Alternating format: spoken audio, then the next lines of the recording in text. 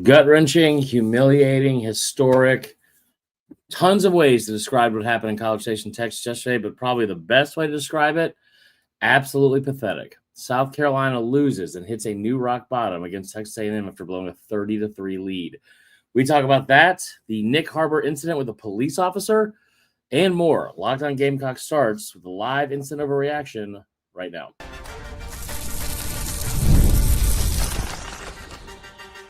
You are Locked On Gamecocks, your daily podcast on the South Carolina Gamecocks, part of the Locked On Podcast Network, your team every day.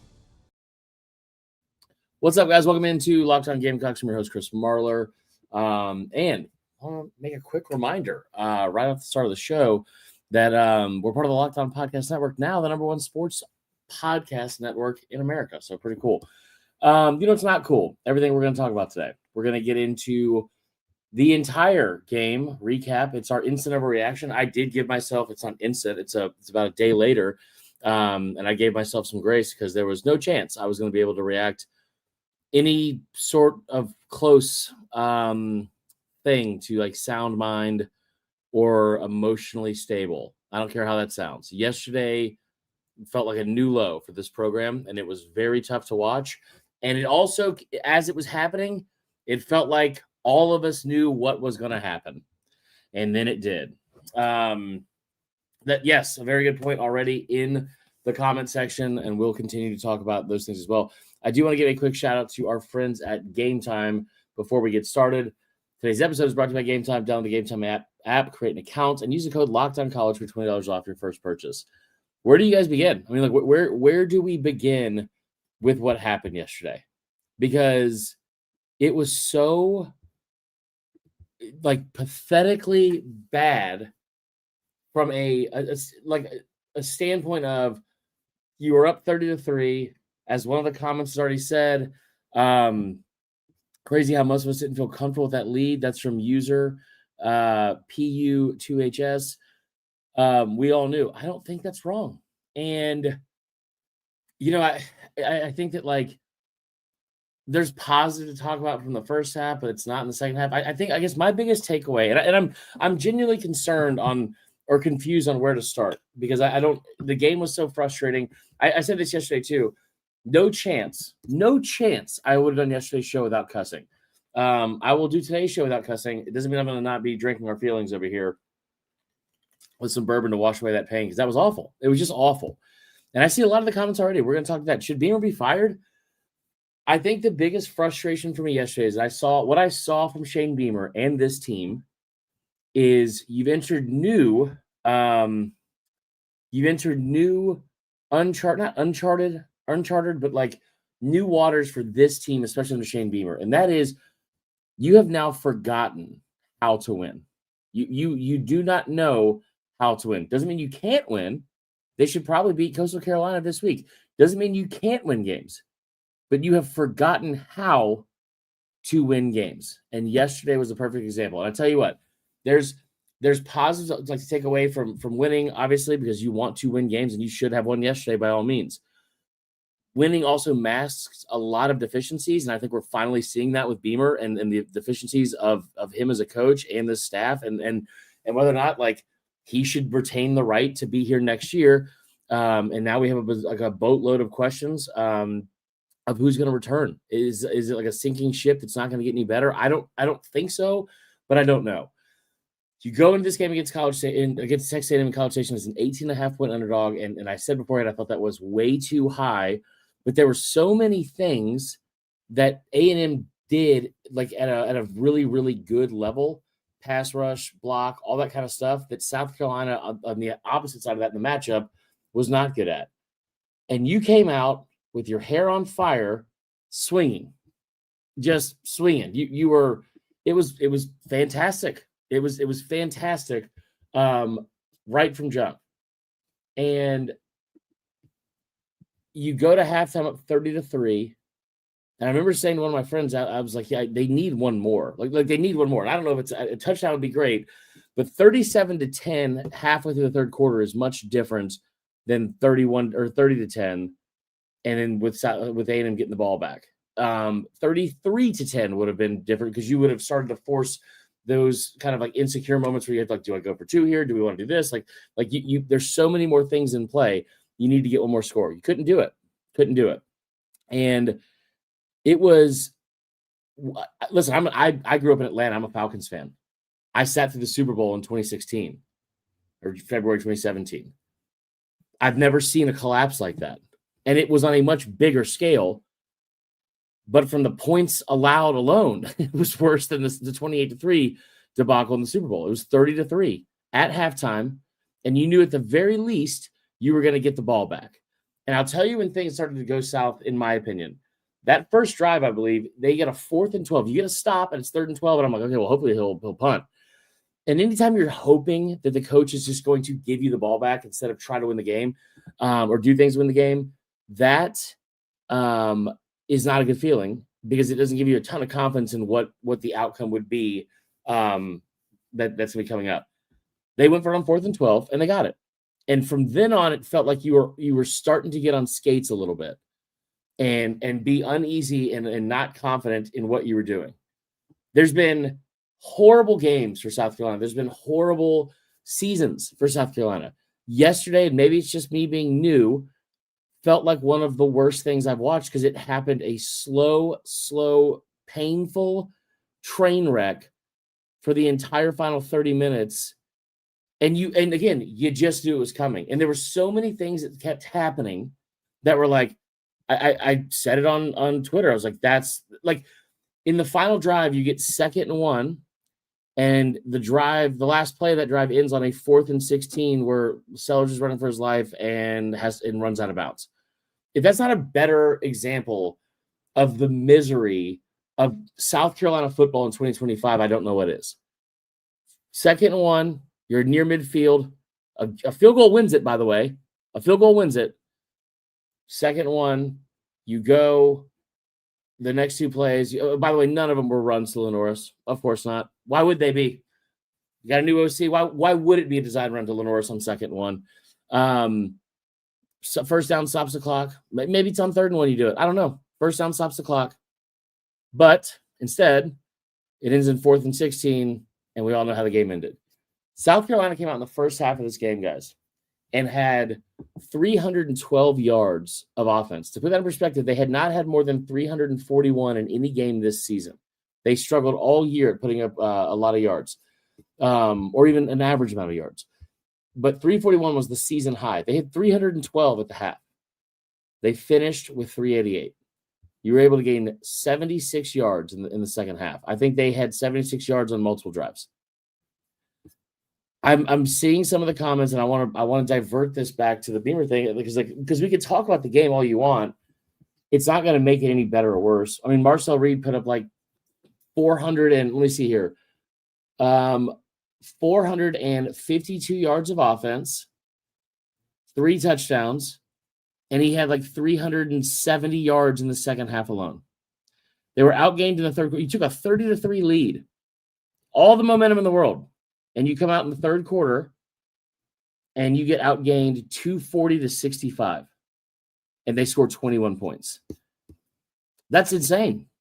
Like, you're coming out of halftime and it's like, okay, just get through the rest of this game. Just keep doing what you've been doing the whole first half. And it could have been worse. But again, this is South Carolina. And there's only a couple teams I've ever seen that would be up 30-3, and it probably should have been 41-3 or 44-3 because you dropped 2 interceptions at least. I think there was a third one involved too.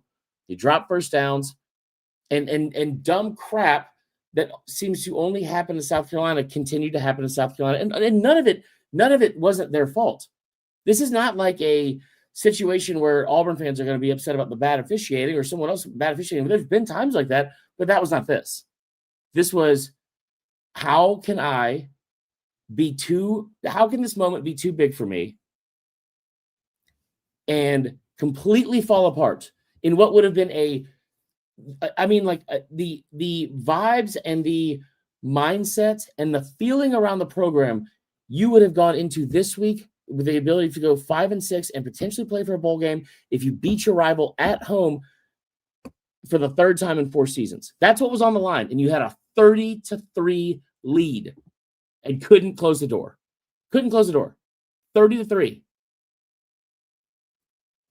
I'm not mad at Beamer for pumping up the crowd at halftime. I would have been fired up too. I'm not mad at Beamer for looking at the person at the on the sideline interview and saying, that's not at that point either. I'm not mad about the person on the sideline reporter saying, "Are you shocked that you guys are winning by this many points again?" It's like, no, we beat them by 24. And everyone's like, whoa, Beamer's talking trash. Like, it is. This is what it looked like happened. Oh, yeah. I mean, South Carolina had 11 yards of offense in the fourth quarter.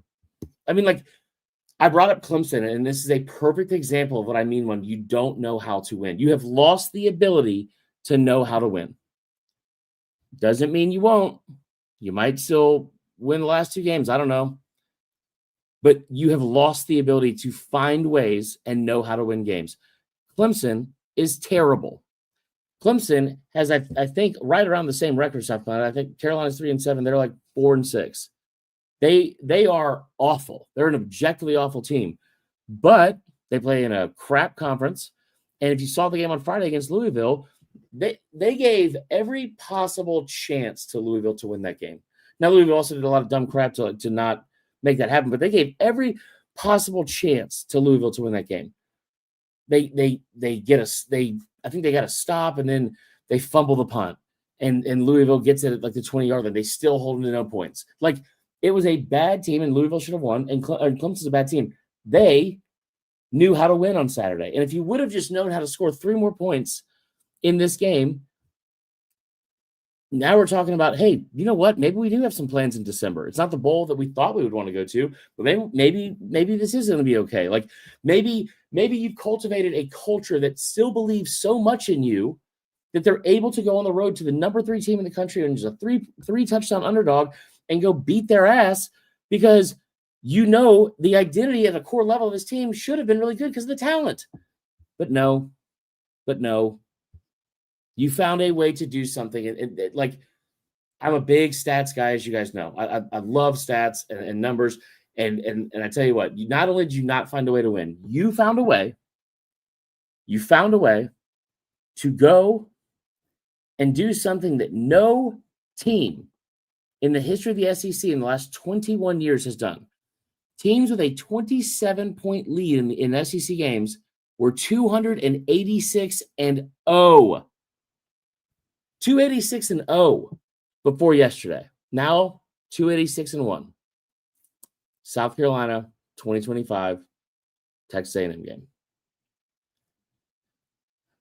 I don't know if it's the right decision to fire Beamer. I don't know if that's the right decision. I said this yesterday, and I'll stand by it. I've said this over and over. I think he's earned the right to stay. He's earned the right to stay. The last team to do it in 2004. Let's look it up real quick. So I feel like I remember this.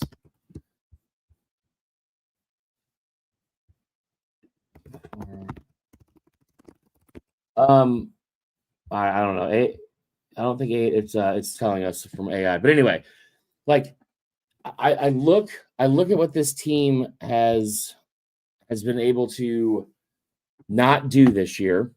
And I look at where that starts. It starts with the coach, and that starts with Shane Beamer. I've said over and over, I think he's earned the right to stay, and not he deserves an extension for breaking that alone. He deserves the right to stay and be the coach moving forward for next year. But here's the thing: what happened yesterday? Even if I think big picture that's fine, what happened yesterday is a fireable offense on the spot. It's a fireable offense. I said this to one of my friends because I was irate after the game. And I said, if he says a single thing that isn't, this is all on me, this is my fault, or we played well in practice, excuse me, or the refs didn't do this, or we like some kind of feel bad for me BS, I think he should have been fired on the spot if that happened.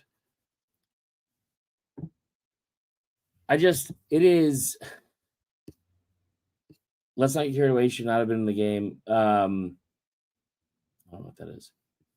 I think that the problem with what happened yesterday is not just that you failed at a coaching point or standpoint, because you've seen that happen all season. The problem is you failed, and it finally trickled down to show what I have not wanted to see all year, which is it felt like they quit. It felt like in the second half there were things that were too hard to stop the bleeding, regroup, and figure it out. And it happened so quickly. And that's a sign of leadership or lack thereof. And it's a sign of a team that is so beaten down with what happened this year, they have finally become disinterested. And that's what it felt like, because you came out of the gates swinging, man. It was awesome. It was awesome. You were like, there's creativity in the run game. There's creativity in the offense in the pass game. There's creativity in play calling. Like, the defense was unreal. Dylan Stewart putting on a just absolute masterclass at the edge rush position.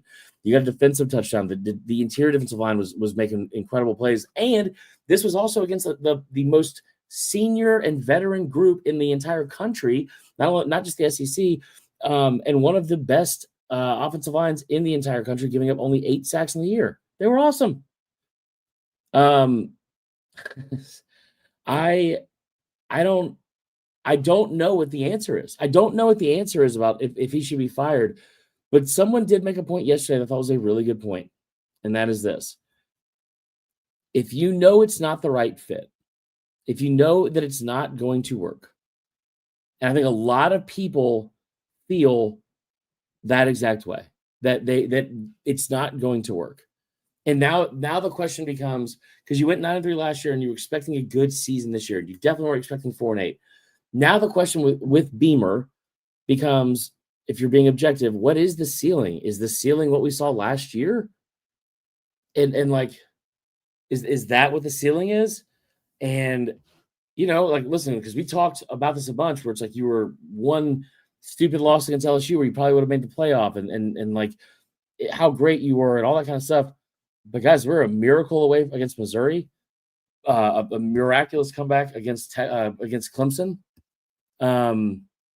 I mean, you're talking about a couple of games that you could have also lost last year. And now the question becomes, is he going to fix all this next year? And if he does, fix it to what? Like fix it to what? Is the fix going to be, well, I tell you what, we were able to somehow win 8 games. Do we feel better about that? If Lenoris even came back, do you feel better at like 8 games? Like, I don't know what level of win you would have to believe you want to get back on this ride.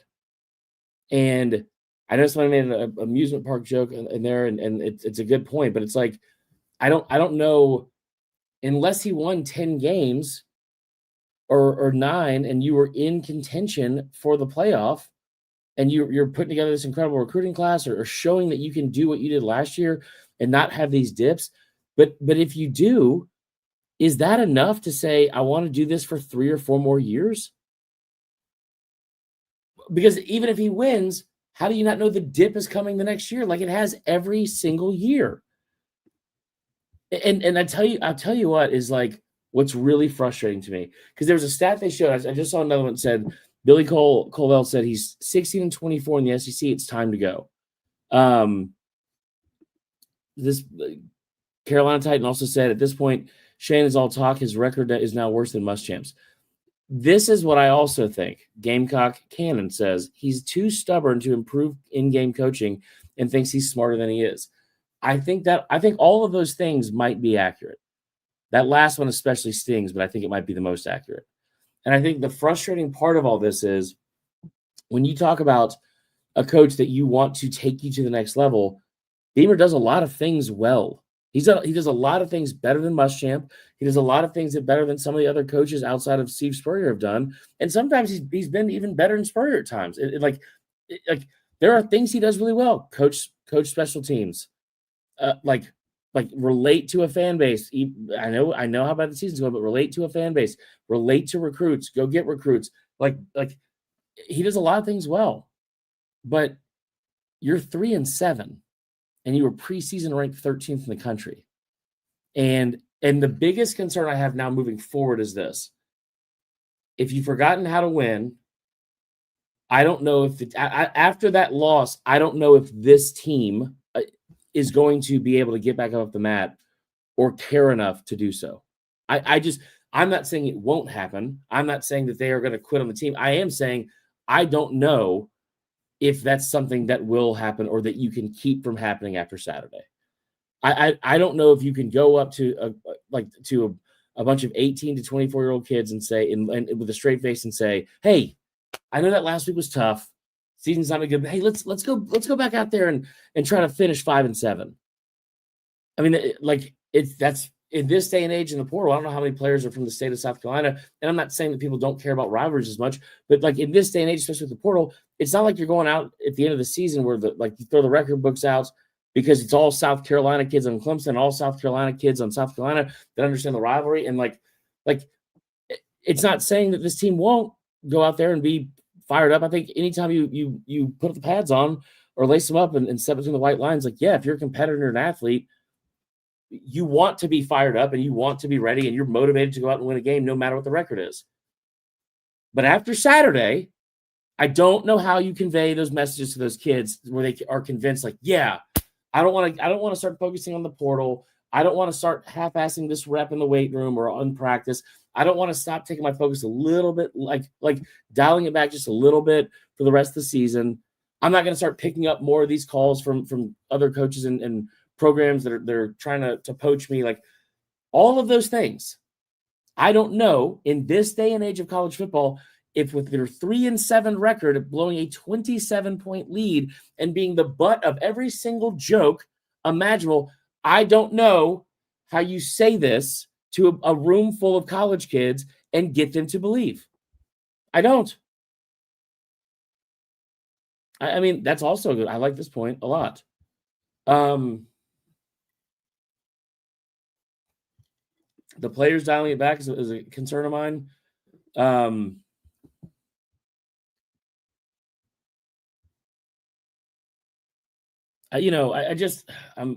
guys are all, there's a lot of comments coming in.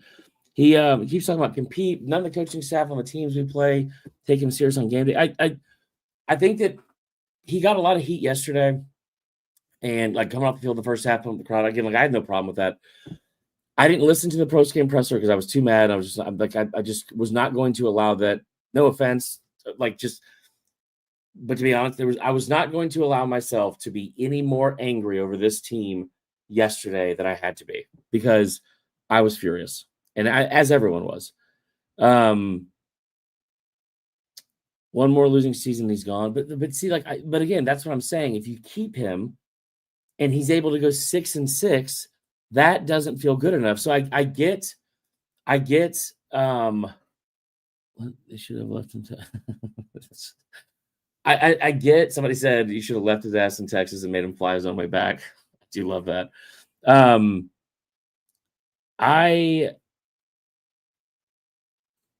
don't know. I just don't. I don't know. I don't know what the ceiling would have to be for him to be like, yeah. I don't know how many wins you have to put in front of him and say, listen, we're dangling the carrot. If you don't get this, then you're done. Guarantee you Beamer will call next year a rebuilding year. It's coming. See, and here's it. He actually may be right, but he has done so bad of a job this year. He's forced himself in a situation where he can't afford that. He doesn't get that luxury anymore. It's just so frustrating. It's so frustrating. I don't know what to say. The positives. Nyck Harbor was awesome. We're going to talk about that in a second to close out the show. But you gave up 439 yards passing. You're able to keep Mario Craver to one catch for 6 yards, but Concepcion had 7 for 158.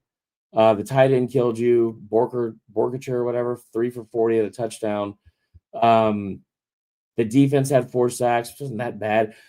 South Carolina was I guess given 2 sacks on their box score in the final. They got pressure all day. It felt like I thought the edge rushers did a great job, and it wasn't just one person or anything like that. But only 4 tackles for loss and 2 sacks. It still felt like there was pressure all day, especially in the first half. Just didn't really get home. A lot of dropped interceptions, but I will also say they had a lot of dropped catches. Listen, Lenore's caught a pass. He ran for 28 yards on 12 carries.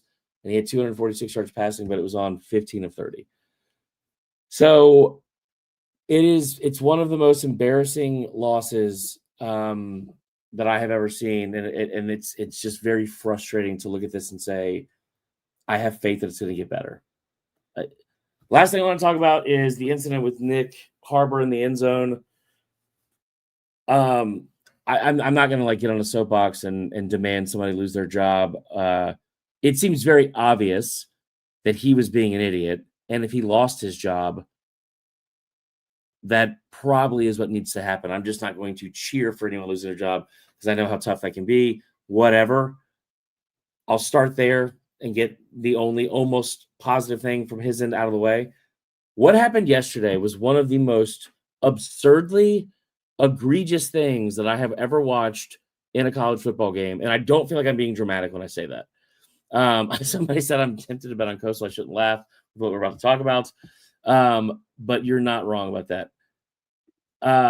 Yeah. Also, I see people arguing about in the comments about, hey, his overall record and numbers in the SEC. I think you guys are arguing with the opposite number. He is 16-24 in the SEC, but he was also 6-2 against ranked teams in November, which makes yesterday all that much more difficult as a pill to swallow. The incident with Nyck Harbor. One, hats off to Nyck Harbor for having a great game. It felt like a huge breakout game. It was awesome the entire time. I think he had one drop at one point. I think it was the first half. It was like a slant route or something like that, or maybe it was the start of the second half. But loved seeing his speed on display finally, where it was like we actually get to watch people chase his ass to the end zone because of how fast he is. I thought that was great. The route he ran, the fact they put points at the end of the first half was awesome. I thought he had a great game. Loved Nyck Harbor. Glad he finally had to have a little breakout moment. The moment that followed the touchdown, which that should have been the breakout moment, was the touchdown. The moment that followed that was awful. And for a cop or anyone in like a authoritative role like that, it felt very obvious if like that there was a person seeking something and he was completely in the wrong for how he handled whatever he was doing to Nyck Harbor and everyone else. I think it was Attaway and everyone else that was walking out of there. Like at every point, he chose the wrong thing to do. And it feels like, I'm not in his head, but it feels like he did it strictly because he was mad that his team just got scored on and they were down 30-3. That's pathetic, man. That's so pathetic. We've all been pretty pissed. I think we were all pretty pissed yesterday. But I mean, that was unbelievable. I thought it was unbelievable. And for that to happen in the game, I'm glad that people were able to speak up enough about it. I don't know what's going to happen with that, but I will say this. The fact that those kids from South Carolina, Harbor, I believe, Attaway, and whoever the other person was on his other side, were able to keep their cool in it, like, because they're the ones that are like in battle during this game, right? Like they're the ones that are like playing a hard-fought, physical, beat each other up for 60 minutes game 20 yards away on the field. And to be able, especially as a competitor and an athlete, to be able to turn it off like that because some idiot with a badge was trying to get in their face. Very impressed at the restraint and how calm and mature it was handled from South Carolina. So anyway, I don't have anything on.